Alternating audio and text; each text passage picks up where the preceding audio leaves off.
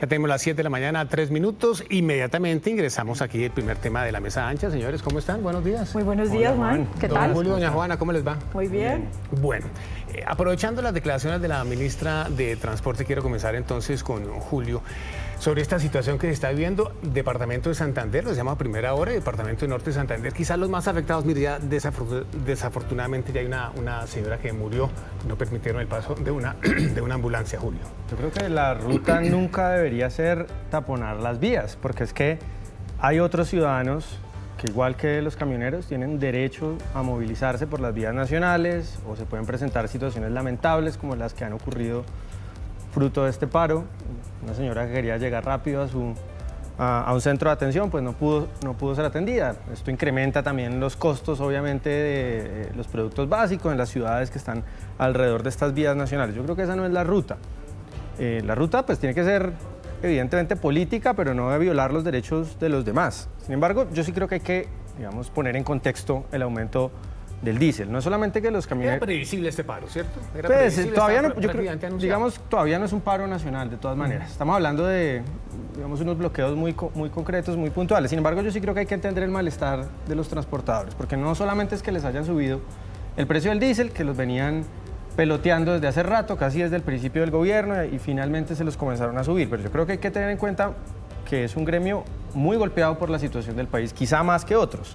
Inseguridad en las carreteras, la situación de conflictividad que dificulta y encarece la operación de ellos. Es decir, pues si hay bloqueos continuos en la vía panamericana, ¿cuánto cuesta esto? Adicional al tema del diésel, ¿cuánto le cuesta a los gremios de transporte movilizarse por unas carreteras que están frecuentemente bloqueadas? Y súmele a esto, Juan Eduardo, el tema de la reforma laboral. Es que uno de los sectores que va a ser más golpeado si pasa esta reforma laboral por un incremento que algunos calculan que puede ser hasta el 30% en los costos laborales, puede ser el sector transportador. Entonces la ministra decía ahorita, no, es que estos 2.000 pesos solamente va a generar un incremento del 7% en un viaje. ¿Y cuánto cuesta el incremento de la conflictividad en el costo del viaje? ¿Y cuánto le va a costar la reforma laboral a los transportadores en el costo del viaje? Entonces, sume, no podemos mirar aisladamente sobre el tema del diésel, son muchos factores.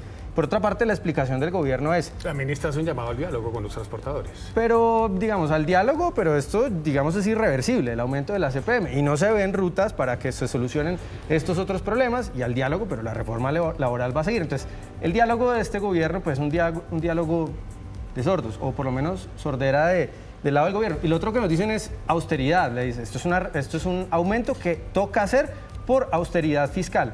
Lo extraño es que en el único punto, en el único rubro del presupuesto en donde este gobierno ha mostrado algún nivel de responsabilidad fiscal es en este.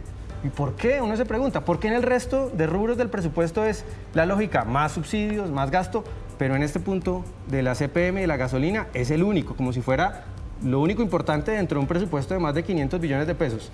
Esa es la pregunta que se queda uno... pues digamos, pues no entiende, no escucha una respuesta del gobierno porque aquí son responsables y en el resto son absolutamente irresponsables. Ok, muy rápidamente con Juana porque se nos está apresurando mucho. Volviendo al tema, y esto lo discutimos el viernes acá en esta mesa ancha también, y es un tema súper impopular, una medida impopular, pero de responsabilidad fiscal. Hace 5 años no se hace ningún incremento y lo que ha pasado es que el déficit ha llegado a ser un déficit que puede, si sigue así, de 11 billones de pesos. ¿Qué pasa cuando el déficit de un sector, de algo que se está financiando desde el Estado y no hay ningún incremento desde hace 5 años? Es que nos quita además plata para otro tipo de cosas que son urgentes también, ¿no? Entonces también la decisión de tomar una medida responsable que, por ejemplo, gremios como la NIF, el Centro de Estudios Económicos, exministros de Transporte y Hacienda, sí, de diferentes gobiernos, además del anterior gobierno de Duque, del anterior gobierno de Santos, han salido a decir es que ya no hay de otra. Entonces entiendo el llamado al diálogo, pero de todas formas no puede haber mucho diálogo tampoco, porque es una medida, yo creo, irremediable, que va y va moderadamente, va en 3 pasos, ¿no? Es lo que había anunciado y como lo dijo la ministra, y vale la pena también recalcar y rechazar y lamentar la muerte de esta mujer que tuvo además un percance de salud que la llevó a la muerte y que no pudo llegar a un centro asistencial a tiempo por las vías. Y esto también es un problema estructural de que somos un país que se ha concentrado y que solamente ha construido un transporte de carretera. Entonces no tenemos otros tipos de transporte que nos ayuden al transporte de carga, por ejemplo, férreo. O sea, esto también es un problema estructural muy grave del que también hay que hablar. Me quedan menos de 3 minutos para hablar del segundo tema y voy a comenzar con usted, Juana, que es la reforma a la salud que será presentada al Congreso vía ordinaria. La pregunta es si esto facilita su aprobación con los intereses del gobierno. Mire que esto ha tomado unos rumbos un poco inesperados, pienso yo.